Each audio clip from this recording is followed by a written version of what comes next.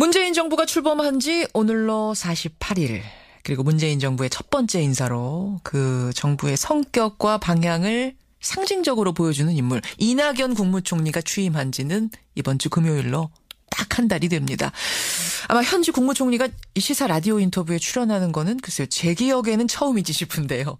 오늘 연결해 보겠습니다. 이낙연 국무총리 연결이 되어 있습니다. 이낙연 총리님 안녕하세요. 네, 안녕하세요. 취임 후 첫 방송 인터뷰 맞으시죠? 네, 그렇습니다. 저는 좀 떨리네요. 저도 떨립니다. 국무총리로 지낸 한 달 돌이켜보면 어떠셨습니까? 숨가쁘게 왔던 것 같아요. AI 잡으러 제주도로 전라북도로 여기저기 다녔고 또 가뭄 걱정 함께 나누느라고 경기도에서 충남, 전남 이렇게 다니다 보니까 벌써 한 달이 훌쩍 지나갔네요. 제일 힘든 건 어떤 게 제일 힘드시던가요? 가뭄은 제일 걱정을 많이 한 사안이 바로 가뭄이었는데 아직도 걱정하고 있습니다. 그렇죠. 가뭄, AI 역시 이제 민생 현장에 낮은 총리로 임하겠다 이 이야기를 지금 실천하고 계시는 건데 근데 힘든 얘기가 나왔으니 말입니다만 실은 헌법상으로 보면은 장관 임명 제청권자가 국무총리신 거죠. 네. 예. 그렇기 때문에 아마 지금 인사청문회 보시면서 누구보다 많이 긴장하고 계실 것 같아요. 어떠십니까? 예, 많이 걱정이 되고요. 다 이렇게 챙겨가면서 산다는 것이 얼마나 어려운 일인가 하는 것을 느끼게 되고요. 예. 요즘 그 인사 검증하는 분들은 검증은 제보를 이기지 못한다. 이런 것을 절감하고 있는 것 같아요. 가장 가까운 주변부에서 제보가 가장 많이 들어온다. 후보자의 가장 가까운 곳에서 그런 얘기가 맞습니까? 네. 당연히 그렇죠. 당연히 그러는데 예. 그것이 어디 쉬운 일인가요? 그러게요. 진짜 보면서 누구의 인사청문회가 제일 좀 발을 동동 구르게 손에 땀을 쥐게 하던가요? 지금까지의 청문회보다는 인사청문회까지 가지 못한 분의 사례가 제일 발을 동동 굴리게 했습니다. 안경환 후보자. 법무장관 후보자. 예. 인데요. 제가 젊은 시절부터 그분을 잘 알고 좋아하는 선배이셨습니다. 예. 그래서 그분의 아픔이 얼마나 컸을 것인가. 결혼 생활의 실패라는 건 본인으로서는 이렇게 남 앞에서 꺼내기도 싫은 그런 큰 상처 아니겠습니까? 본인으로서는 굉장히 아픈 시간이었을 것이다 마음이 듭니다. 근데 결혼 생활의 실패가 아니라 아예 결혼까지도 못 갔는데 도장을 위조해서 결혼신고를 혼자 일방적으로 했다 이런 거 아니었습니까? 그렇게 믿어지지가 않고요. 일부에서 나오는 얘기처럼 상대 분께 상처를 덜 드리는 방법으로 그 방법을 선택했다는 얘기도 있는데 그렇게 믿고 싶고요. 저는 소시적에 그분을 만나서 알고 지내고 할 때는 그냥 결혼 생활이 원만치 못하시는가 보다. 그렇게만 알고 있었어요. 그렇군요. 그러다 보니까 제일 안타깝게 느끼셨던 게 안경환 후보자. 네. 야당에서는 지적을 합니다. 근데 인사 5대 원칙 공약했으면 지켜야지 왜 지키지도 못할 기준 정해놓고 얼토당토하는 인사들을 자꾸 후보로 올려놓고 우리한테만 너무하다고 하느냐 어떻게 생각하세요? 네, 그 문제는 기왕에 여야 간에도 어느 정도의 합의가 이루어졌고요. 또 국정기획자문위원회에서도 검증의 기준을 한번 다시 마련하겠다는 얘기가 있었으니까요. 좀 그걸 기다려봤으면 좋겠어요. 해보니까 검증의 한계라는 것도 있고요. 또 국민 일반의 눈높이와 현실이라는 것 사이에 괴리라는 것도 있는 거니까 어떤 선이 가장 맞는 것인가 하는 건 한번 국민적인 논의가 있었으면 좋겠다 싶고요.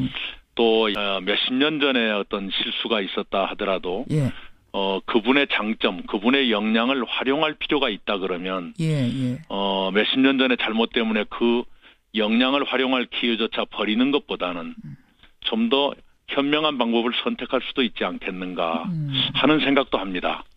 이제 이낙연 총리가 직전까지는 야당 의원이셨으니까 야당일 때를 돌이켜보면은 그때 청문회도 좀 그런 과한 면이 있었다. 이제는 여야 할 것 없이 다시 기준을 좀 생각해야 될 때다라는 생각이 드시는 건가요? 물론입니다. 여당만 잘하고 야당은 못한다. 그런 생각을 하고 있지는 않습니다. 우리가 좀 더 성숙하게 판단해서 국민들께서 납득할 만한 어떤 기준을 합의할 때가 됐구나 하는 생각을 합니다. 합의할 때가 됐구나. 근데 이번 주에 이른바 김송조 트리오, 김상곤, 송영무, 조대엽 후보자 인사청문회가 기다리고 있습니다. 야3당에서는 세 사람 다 안 된다. 정의당에서는 송영무 후보자는 안 된다. 이런 입장이더군요. 어떻게 보십니까? 기왕에 인사청문회가 예정돼 있으니까요. 검증도 하고 본인의 설명도 듣고 해서 어느 정도 판단의 자료가 나올 수 있으리라 생각합니다. 근데 사실 헌법상으로는 이제 책임 총리한테 장관 임명 제청권이 있다 보니까 네. 바른정당의 주호영 대표가 뭐라고 하셨냐면 지명 철회를 건의할 권리도 총리에게 있다. 네. 이낙연 총리가 하루라도 빨리 결심하셔서 지명 철회를 해라. 이렇게 어제 네. 직접적으로 요구를 하셨어요. 네. 들으셨는지 모르겠습니다. 지나간 얘기인데요. 사실은 안경환 후보자의 경우에는 자퇴하시기 전에 몇 시간 전에 제가 재고하는 게 필요할 것 같다는 얘기를 청와대에 전달한 일은 있습니다. 아, 그러셨어요. 아까 전에 굉장히 가까운 지인이라고 하셨잖아요. 네. 근데도 이거는 지명철회 해야겠습니다라는 의사를 먼저 표현하셨어요. 건의를 하셨어요. 네. 그 말씀도 제가 말씀을 드리는 게 좀 뭐 이제는 지나간 일이니까 본인께 도리가 아닙니다만은 네, 기왕에 말씀이 나왔으니까 네, 처음으로 공개를 합니다. 안경환 후보자가 뭐 자진 사퇴 형식이긴 했습니다만 청와대와 그런 교감이 있었던 것이고 그 교감의 첫 번째 건의는 어떻게 보면은 가장 가까운 지인이었던 이낙연 총리가 하신 거네요. 네, 저뿐이었겠습니까마는 저로서는 이건 재고가 필요할 것 같다 하는 저의 판단을 말씀을 드렸습니다. 그렇군요.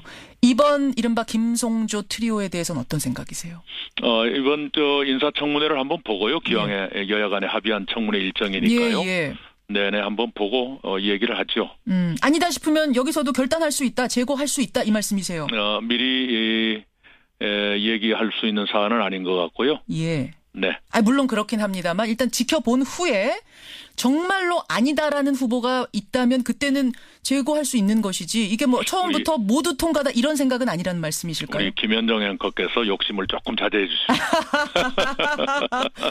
저로서도 좀 답답한 면이 있어서 어떠신가 싶어서요. 미리 어느 쪽으로 예단을 갖게 하는 것은 옳지 않다고 생각합니다. 예. 근데 인사청문회는 어쨌든 시작이라도 했습니다, 총리님. 그런데 지금 추경 문제는 논의의 테이블에조차 올리지 못하고 있어서 좀 답답하시죠? 네. 아니 자유한국당은 이 추경이 다른 추경이 아니고 일자리를 위한 추경이다. 이건 추경 요건에도 맞지 않는다. 게다가 공무원 수를 이렇게 늘려놓게 내면은 이게 두고두고 부담이 될 텐데 후세대에 부담이 될 텐데 여기에 도장을 찍어줄 수 없다. 뭐 이런 입장이더군요.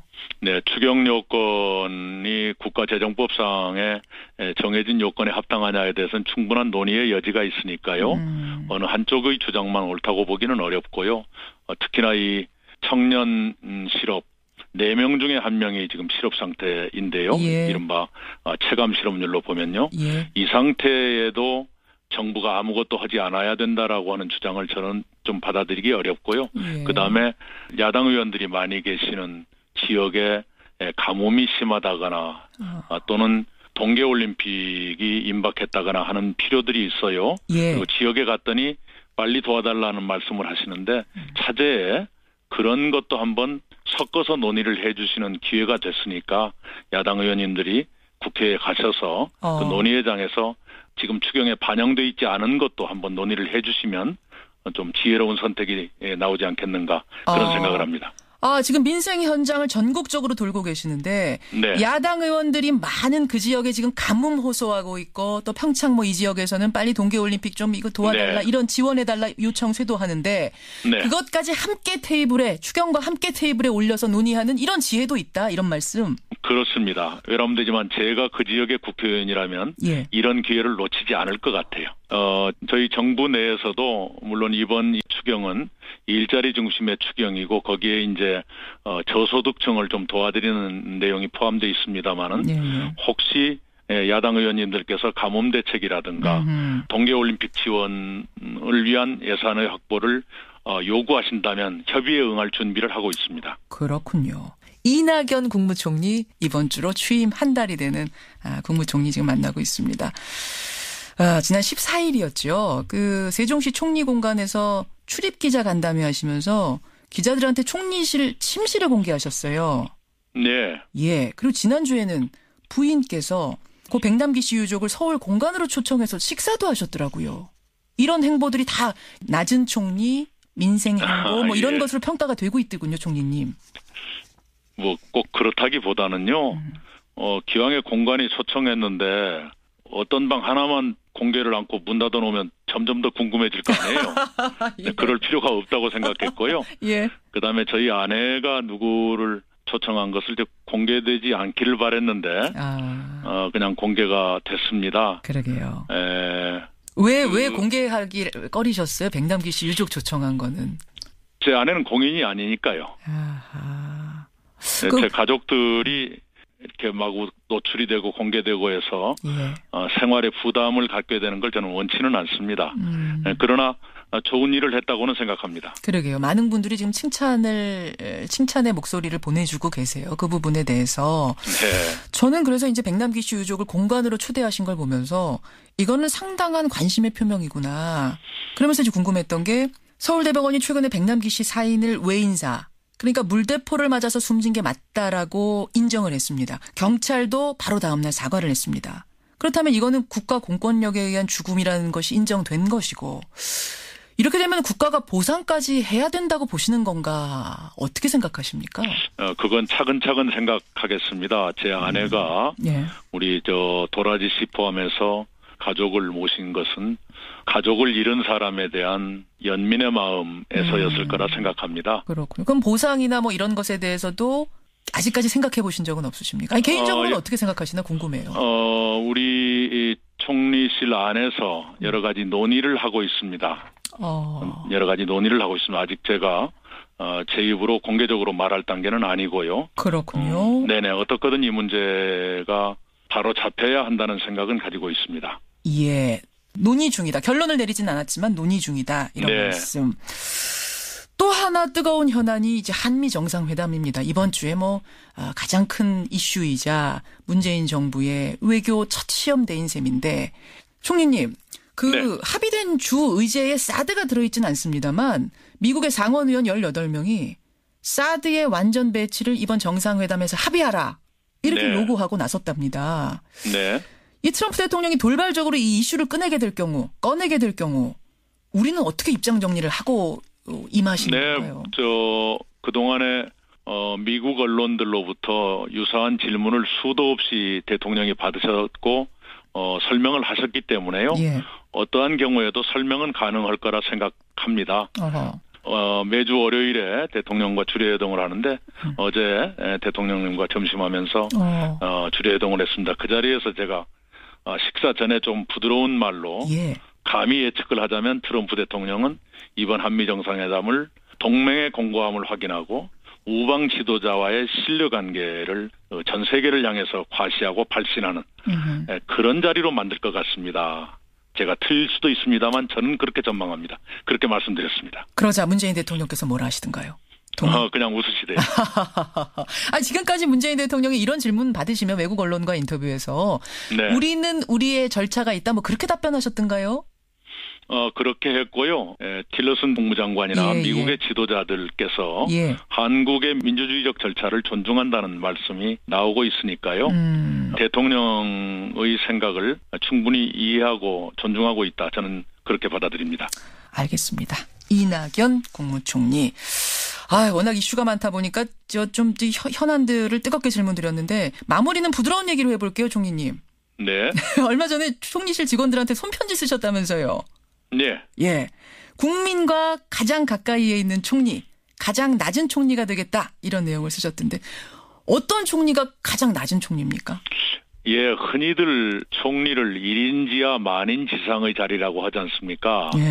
저는 그런 정의에 동의하지 않아요. 총리는 1인 지하 만인 지하의 자리다 이렇게 생각을 합니다. 그건 무슨 말씀이세요? 네, 저보다 낮은 사람은 없는 거죠. 그러니까 대통령 밑에 있을 뿐만 아니라 모든 국민에게도 제가 아래에 있다. 그런 말씀. 국민의 아래에도 있다라는 생각이고요. 모르겠습니다. 저도 변할지 모르지만 아직까지는 제가 높은 대접을 받아서 기분 좋은 경험은 없습니다. 오히려 낮게 있을 때가 훨씬 편하고 또 자유롭고 그렇게 생각을 하거든요. 앞으로도 제 마음이 변하지 않기를 기도하고 있습니다. 낮은 자세로 일 잘하는 총리, 하지만 국민 곁에 낮은 총리로 끝까지 남아주시기를 기대하면서 오늘 귀한 시간 내주셔서 다시 한번 감사드리겠습니다. 네, 감사합니다. 고맙습니다. 네. 예, 이낙연 국무총리 만났습니다.